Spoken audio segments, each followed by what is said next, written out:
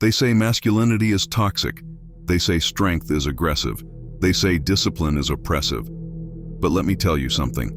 What the world fears isn't toxicity. It fears power. It fears men who can't be controlled. And that's exactly why masculinity is under attack. I've watched it happen quietly. A generation of men being told that their natural instincts, to protect, to lead, to build, are wrong. That they should soften, apologize, and blend in. But what they don't realize is this. When men lose their edge, society loses its backbone. You see, the world doesn't truly want equality. It wants obedience. And there's nothing more dangerous to a controlled system than a man who thinks for himself. That's why masculinity terrifies modern culture. Because it represents resistance. A man who knows who he is can't be manipulated by trends, media, or emotion. He stands still while others fall. And in a world built on weakness, that kind of strength is seen as a threat. Modern culture doesn't want you to be powerful. It wants you to be dependent. It feeds you pleasure, distraction, and validation, so you forget who you are. It rewards comfort and punishes discipline. Every advertisement whispers the same message. You're perfect as you are. No, you're not. You're becoming less. Men once went to war, built empires, and forged their names in history. Now they fight for Wi-Fi signals and approval on social media. And the system loves it, because a man addicted to comfort will never rebel. A man obsessed with validation will never think for himself.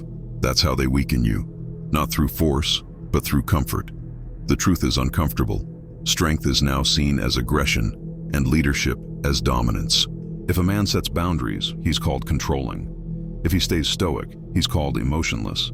If he pursues success relentlessly, he's called egotistical.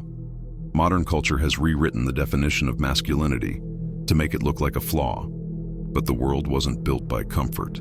It was built by discomfort, by men who endured pain, sacrifice, and rejection without breaking. That's the masculine spirit. Not violence, not arrogance, but resilience.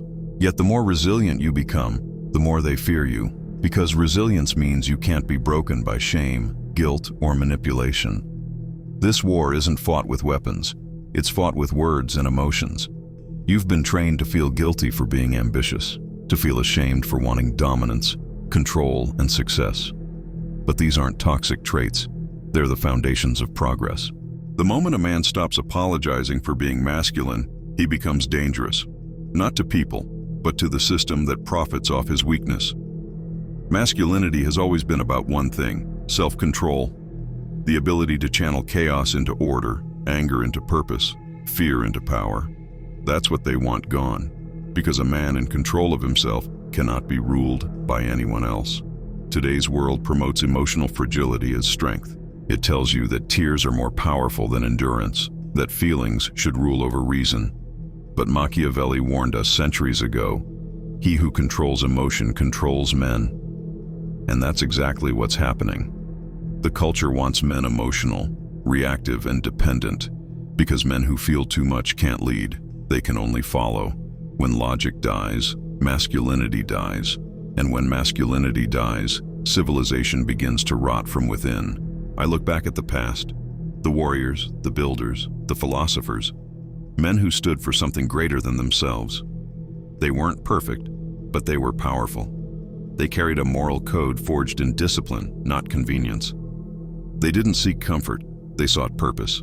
They didn't chase pleasure, they chased greatness.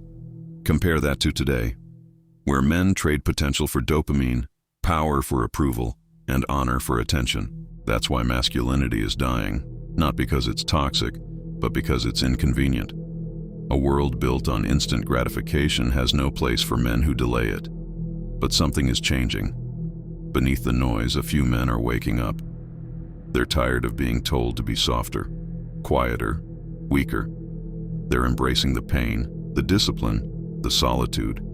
They're not chasing validation. They're chasing power over themselves. These are the men who will rebuild the future, because every cycle of history repeats the same truth. Weak men create hard times. Hard times create strong men. We are entering the hard times again. and the world will soon need men who can endure it. If you're listening right now, you already feel it. That quiet anger, that restlessness. It's not hate. It's your masculine spirit demanding to rise again. Don't suppress it. Don't apologize for it. Use it. Use it to build yourself, to protect what matters, to lead when others follow. Masculinity isn't a curse. It's a compass. It's the force that builds nations, protects families, and creates legacy. And if modern culture fears it, good. Let it fear you. Because when men remember who they are, society changes. They tried to erase masculinity by redefining it. But you can't kill what's written into the soul of man. You can bury it, shame it, suppress it, but one day it rises again. So let them fear us. Let them misunderstand us. Because the world doesn't need more soft men seeking comfort. It needs strong men who can face the storm and smile. Masculinity isn't dying. It's waiting for men like you to rise again.